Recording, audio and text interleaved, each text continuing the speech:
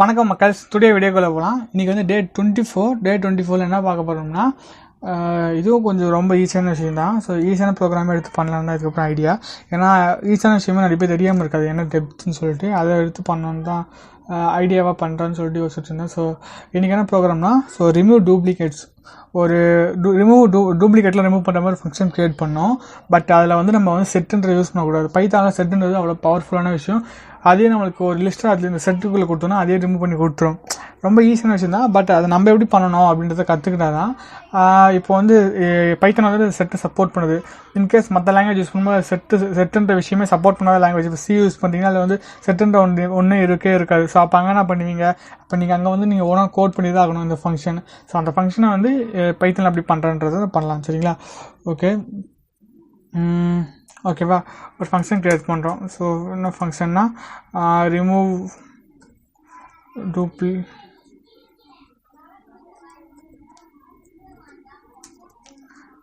டூப்ளிகேட்னு ஒரு ஃபங்க்ஷன். சரிங்களா? ஸோ இதுக்குள்ளே என்னன்ற லிஸ்ட்டை பாஸ் பண்ணுறோம். ஸோ நான் இப்போ என்ன பண்ணுவேன்னா இந்த ஒரு ஆக்சுவலாக என்ன பண்ணுன்னா இதுக்குள்ளே ஒரு லிஸ்ட்டில் வந்து எல்லா கலந்து இருக்கும். ரிப்பீட்டான வேல்யூஸ்லாம் ஃபுல்லாக இருக்கும். அதில் வந்து ரிப்பீட் ஆகாத யூனிக்கான கேரக்டர் மட்டும் இருக்கும். அதாவது ரிமூவ் டூப்ளிகேட்டாக யூனிக்கான கேரக்டர் மட்டும் இது சொல்லணும். ஃபார் எக்ஸாம்பிளுக்கு வந்து இப்போ A = 1, 2, 3, 1, 2, 33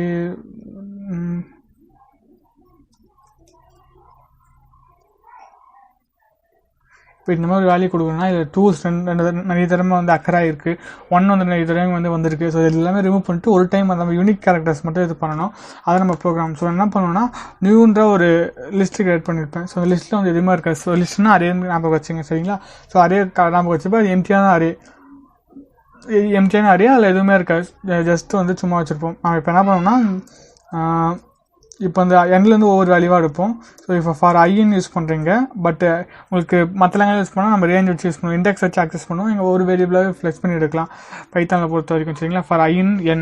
ஸோ என்ன பண்ணுறேன்னா ஃபார் n சொல்லிட்டு ஒவ்வொரு வேல்யூவாக எடுக்கிறேன். ஒன்றும் இல்லை, இஃப் ஐ வந்து நாட் இன் நியூ. இந்த நியூன்ற அதேக்குள்ளே வந்து ஐ வேல்யூ இருக்குதான் செக் பண்ணோம். அப்படி இல்லைன்னா பட்சத்தில் மட்டும் அதை அப்பெண்ட் பண்ணோம். என்ன பண்ணோன்னா நியூ டாட் அப்பெண்ட் ஆஃப் ஐ. சரிங்களா? ஒவ்வொரு வேல்யூவாக எடுக்கணும். ஒவ்வொரு வேல்யூவாக அந்த லிஸ்ட்டுக்குள்ளே இருக்கான்னு செக் பண்ணணும். நான் என்ன செக் பண்ணணும்னா அதுக்குள்ளே இல்லாமல் இருக்கணும் அப்படின்னு சொல்கிறேன். அப்படி இன்கேஸ் இல்லாமல் இருந்துச்சுன்னா என்ன பண்ணணும்னா இந்த வேல்யூ தூக்கி அது உள்ளே போகணும். இருந்துச்சுன்னா உள்ளே போடக்கூடாது. அப்போ எப்போ எதெல்லாம் இல்லாத இருக்குதோ அதை மட்டும் நம்ம ஒன் டைம் மட்டும் உள்ளே அப்பெண்ட் பண்ணிட்டே வருவோம்.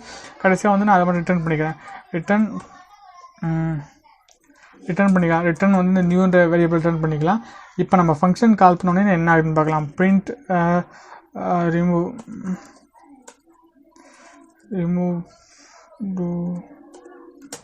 டூப்ளிகேட்ஸ். என்ன வேல்யூனா ஏவை பாஸ் பண்ணுறோம். ஏ பாஸ் பண்ணி நம்மளுக்கு வந்து அவுட்புட் என்ன ஆகுதுன்னு பார்க்கலாம். அவுட்புட் வந்து கரெக்டாக வந்துச்சு. இப்போ நாங்கள் ஒன்று தடவை 2 தடவை இருக்கா. நான் நம்மளுக்கு இந்த லிஸ்ட்டுக்குள்ளே வந்து ஒரே டைம் தான் வந்துருக்கு. அதே மாதிரி 2ன்னு சொல்லிட்டு 2-3 டைம் அக்கராக இருக்குது. பட் நம்மளுக்கு இந்த இதில் வந்து நம்ம புதுசாக கிரியேட் பண்ண லிஸ்ட்டில் வந்து என்ன இருக்குன்னா 2 டைம் தான் வந்துருக்கு. இந்த மாதிரி செட்டுன்ற ஒரு ஃபங்க்ஷன் யூஸ் பண்ணி இப்போ நான் யூஸிங் செட் கொடுக்குறேன். அதையும் நான் கொடுத்து பார்த்துக்கிறேன். சரிங்களா? யூஸிங் ஃபங்க்ஷன் அப்படின்னு சொல்லிட்டு போட்டுக்கிறேன். ஓகேங்களா?